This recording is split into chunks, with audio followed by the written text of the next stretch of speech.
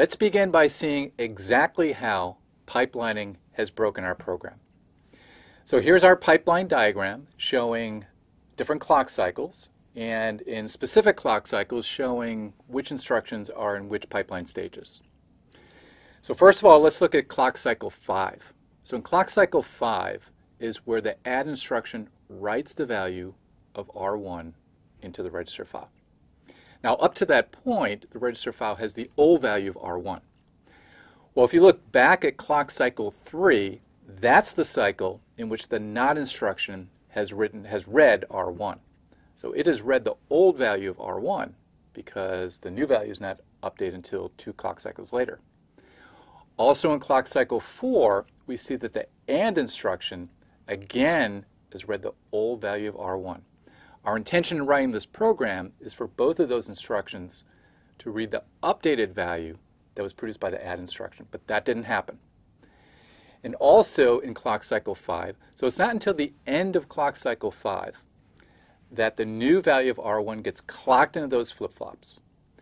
But during the beginning of clock cycle 5, the LDR is reading the old value of R1 again. So even in that cycle, we're getting the old value of R1 rather than the new one.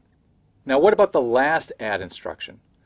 Well, as you see in clock cycle 5, R1 gets overwritten, and in clock cycle 6, one cycle later, is when that add instruction reads R1. So that one will work properly. It's getting that updated value of R1. But the previous 3 are not. And so what will be the result is that our program won't operate correctly. You'll actually get the wrong result out of your program because of pipelining. And the fundamental problem here is that we have a data dependence between the not, and the LDR and the add instruction. Those instructions depend on the add instruction for their value of R1. But due to pipelining, they're going to read an old value of R1 instead. The situation that we have here is called a data hazard. This occurs when a register is read before the write back of a value to that register. Here's the situation. In the write back stage, the add instruction is updating register 1. But 2 cycles previously in the ID stage for the not instruction, it's reading an old value of R1. And 1 cycle before that write back stage, that AND instruction is again reading an old value of R1. And even in the same cycle that the write back occurs, the LDR is reading the old value of R1 in its ID stage. So what should happen here is the first instruction calculates a new value of R1, and the second, third, and fourth instructions use this new value. That's what we intended when we wrote this program. But what actually is going to happen is the reverse. The second, third, and fourth instructions will first read the old value of R1, and then the first instruction will write the new value into R1. Now fortunately, we don't have to throw pipelining away completely. We can solve this problem with some additional hardware. What we're going to do is what's called forwarding or bypassing. And it's based on an observation. The observation is that when is the value of R1 available to our pipeline? Well, it's after we do the ALU operation. After we do the ALU operation, we actually have in our pipeline the correct value of R1, the updated value of R1 that we want to pass to the subsequent instructions.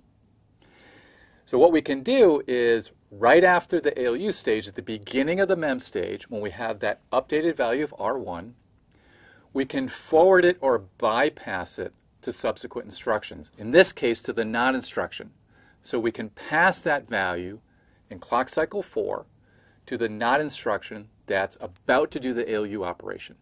So before it can do that ALU operation, we're going to substitute this value of R1 that's in the MEM stage for the value that was previously read by the not instruction from the register file.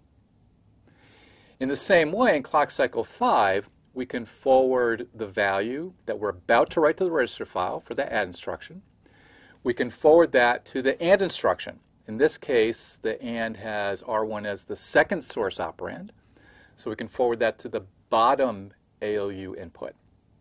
So we have that value in clock cycle 5, and we're going to substitute that in the pipeline for the bottom ALU input for the AND instruction. And also we're going to solve the LDR instruction at the same time. The LDR instruction just read the old value of R1, and we're going to substitute this value from the add that's right in the register file for the value that we just read from the register file.